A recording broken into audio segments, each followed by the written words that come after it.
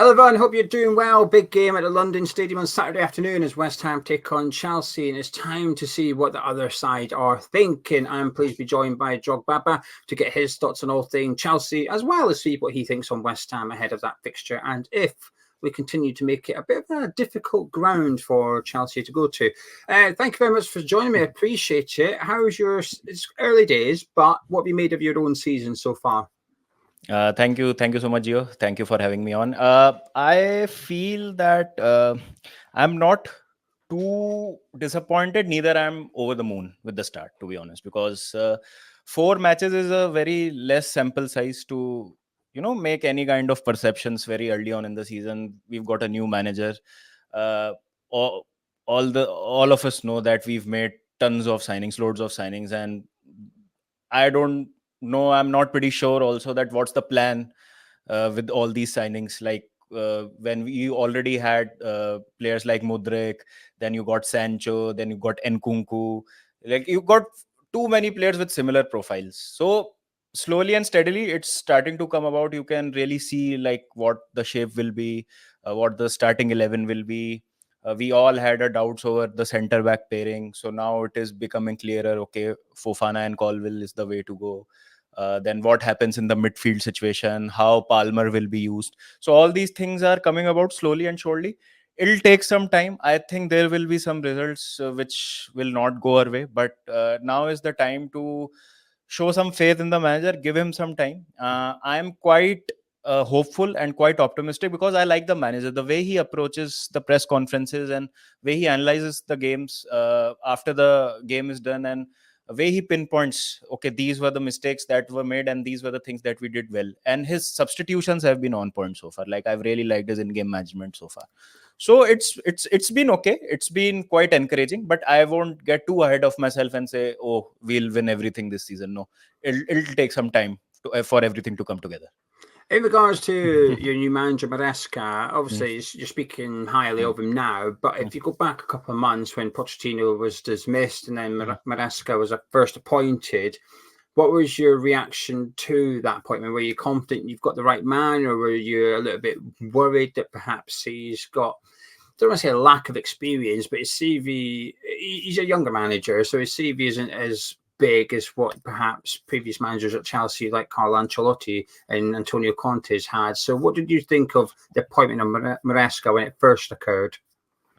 I was very, very skeptic of Maresca, to be honest. I did not like the opponent. I did not like the appointment. I'll be very honest. I was scared because we've not seen a championship manager come straight away, manage a top six club and take them to the glories and make them win trophies, etc. Because it takes time.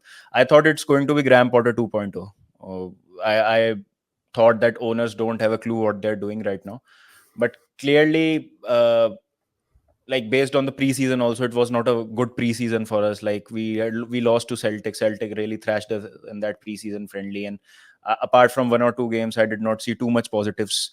So it was not something that like I was looking forward to, that I was very confident in Maresca's appointment, because we saw a few good things with Pochettino towards the end of last season. We won 5 games on the trot, but his ideas were not in sync with what ownership wanted. Really, he wanted to build his midfield around Conor Gallagher, and that is something that ownership did not like. And there were disagreements regarding some players as well between Pochettino and the ownership. And basically, ownership needed someone who could work with them in tandem. So I feel that is not the right way to go about it. You should always keep the team first and not what you want as a ownership. Okay, this guy is easy to work with, so let's get him in the job, rather than what is good for your team and your club. Yeah. So all of those doubts were creeping in my mind, but so far so good. Hopefully Maresca turns out to be that manager for us who provides us with some stability, because since this ownership has come in, we've seen a lot of managerial changes. Tuchel was fired 2 months into the new season. We had gotten Graham Potter. It went really horribly for us. Gotten Lampard, didn't work out. Then we got Pochettino again. It didn't work out with the ownership. So I hope that ownership finally have a guy who they think is the guy who can take this club forward and also syncs in with their style of management or the ownership or whatever their vision is for the club. So again, as I said earlier, so far so good, but I'll reserve my judgment till I've seen 10-15 games in the season. In regards to the actual ownership in Boehly in particular, what's your thoughts on him? Because it's been quite a adventurous start since he came in Chelsea. A lot of things have happened, and he's adventurous constantly... is an understatement, I guess. I was trying to be kind, but what's your thoughts on Boehly? I personally feel that the intention is not bad. The ambition is there, but they are trying to change too many things too quickly, and they are trying to get themselves involved in something that they know very little about. They've come from the US sports environment, and they don't really know how European football or the football in England works. And like they're trying to run it like a franchise by the looks of it. Like they are trying to have a squad of 25-30 players with all the competitions that we have, and they want to have world class options, 2 to 3 world class options in every position. uh, they have changed everything, from the janitor to the cafeteria guy. Like not only the top brass in the club, like every single thing has been changed. So they are trying to do things by their own way. uh, I am not pretty sure what to make of the conflict between the two owners, Ekbali and Boli, because we only get what we read and what we see on Twitter and we hear about in the papers and whatnot. So it's very difficult for me to say from here that okay, these players were signed by Boli, these players were signed by Ekbali, because we will never know like who signed whom and whose decision it was to get in Pochettino and why he was sacked and who's taking what decision. Uh, but I feel that the club wants to, the ownership wants to run the club in a way that the squad is there. Even if these players don't really win something at Chelsea, you've got a squad at your hand. You can turn over for profit. Like you've got some really good players. You can turn over for profit. For example, Palmer, we got him for 40 million, easily around 60-70 million right now in the market if someone was to come after him. So profitably and financially, the way they are finding loopholes also in the system, they've been selling their own assets to themselves. So it is something that was really amusing to see. So financially, I think they are trying to run it and they're trying to commercialize everything. But I can see the ambition there also. Like they want to win something with the kind of signings that they're trying to make. It's just the matter of getting the right people in and how much involved they should be or how much hands-on they should be in day-to-day working of the club, right? Like you can't go into the dressing room when your team has lost the game. That should be left to the manager and the staff to deal with, right? You cannot go inside and like what we heard, like after a game that Chelsea lost last season, Boli went into the dressing room and I think he scolded Sterling, or I don't know, some of the players that got the stick from Boli. So all these things I don't really like. Micromanaging and being so hands-on, because again, you don't know how football is being played on the field.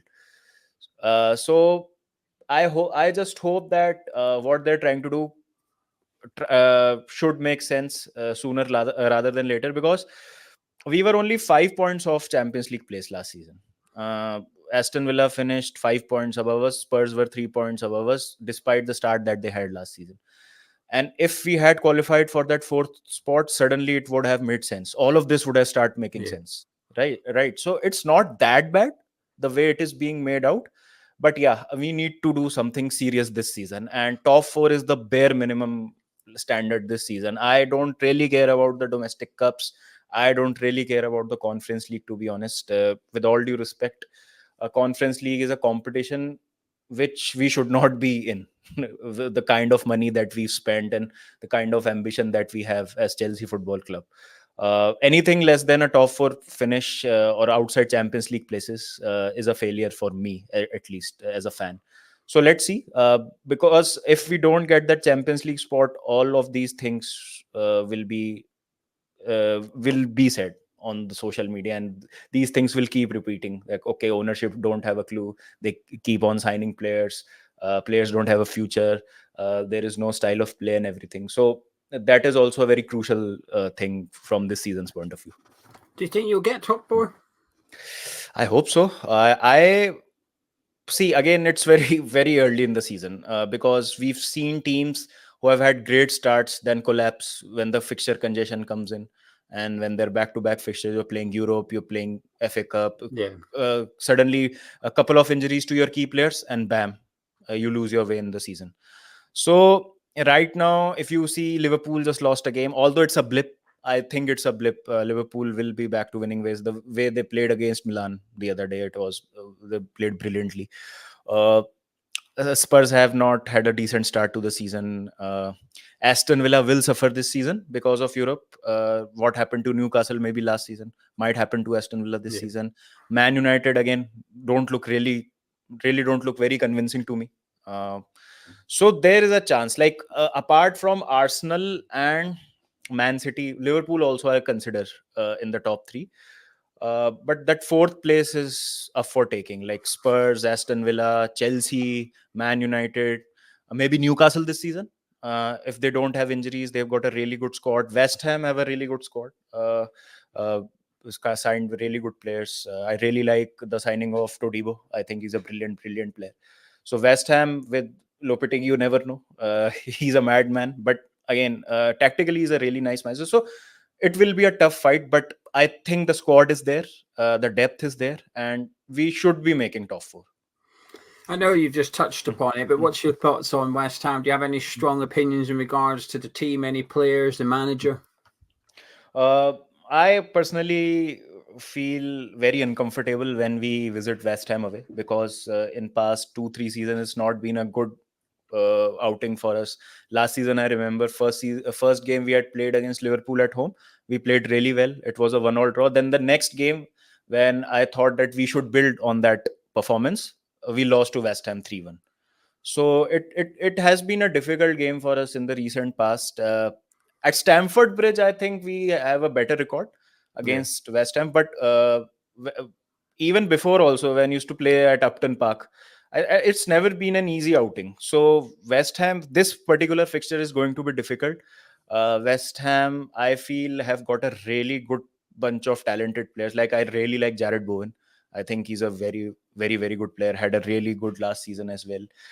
Then Todibo, I've already spoken about. I really like that pivot of Rodriguez and Alvarez in between. Emerson is there, ex-Chelsea. Aaron Wan-Bissaka, I think, is a really good signing. And personally, for me, the player that I most like in this team is Mohammed Kudus. I think he's different gravy, and he has that X factor, that magic that can decide any game within moments. Like, if there's a KG game and sometimes you require that quality, that extra bit of brilliance on the ball, and that moment of magic, I think Kudus can provide that. So it's a dangerous team. I personally feel it's not going to be an easy game for Chelsea. I would say that it's 51-49 in favor of West Ham, because we have also not looked that convincing. Like, Bournemouth match was an evidence of that. We could have lost that game, could have gone either Yeah. way. If Sanchez would not have stopped that penalty, maybe we are not making that comeback, because we were looking slightly out of ideas. The game only changed in the second half when Sancho came on. But having said that, if Maresca is putting some faith in Sancho, Palmer, Nkunku, Madueke is like recently he's hit form, scored that hat trick against Wolves. So it's a good team. Chelsea is also a very good team. It's all about clicking, but I think it's going to be a very hard fought game for Chelsea, this West Ham game. Can I just ask you in regards to Todibo, because obviously as West Ham fans, we haven't seen loads of him just yet. He's made some appearances from the bench late on in games, got a start in a cup game and didn't look particularly great. What is it about him that West Ham fans could look forward to seeing that you admire? I think Todibo was quite highly rated as well when he was in Nice. A lot of Premier League clubs were also after him. And like he provides you with quality depth, to be honest, because it's not like you've got a squad player in Todibo. I think he's a player who will challenge for that side. I think he'll be your first starting centre back in 2 to 3 games time. It's quite good in the air. It's very physical. A modern game is all about playing out from the back. You need good ball playing centre backs, right? If you want to do well. And Lopetegui is like that Spanish philosophy of playing out from the back, possession based football. So I think he's a good player. It's all about keeping him free from injuries. Again, injuries are a big part of the modern game right now. So I think West Ham have got a really, really good signing in Todibo. It's a smart signing. Like, I was not expecting Todibo to go to West Ham. West Ham have really like hit the nail on the head with Todibo, in my opinion. Well, I hope you end up being correct on that one. I think he might start on Saturday as well, so I think we'll get a good look at him then. Right, last question then. How do you see the game going on Saturday, and can I get a score prediction from yourself? Oh, it's going to be a tough game. It's not going to be easy. West Ham will make us suffer. I'm pretty sure about that. As a Chelsea fan, I don't want to predict a Chelsea loss. I hope that we come out on top, but I can see a draw written all over it. I don't know why. We will concede a goal, that's for sure, because it's very difficult for us to keep clean sheets. Set piece defending is an issue for us, although we did well against Bournemouth in that regard. But overall, set pieces give me those butterflies. Like, whenever we concede a corner or a free kick, I think something is about to happen. So I think it's going to be a 1-1 draw, but I hope for a Chelsea win. Yeah, of course. Well, Drog Baba, thank you very much for joining me. I've thoroughly enjoyed that. If you guys at home have enjoyed it, you can hear and see more from Drog Baba. I'll put all the links to his social media profiles, including his YouTube channel, in the description below, so you can go check them out. But if you enjoyed this video, please do drop a like on it by clicking thumbs up. Subscribe to Ham Utd. I'll catch you in a bit.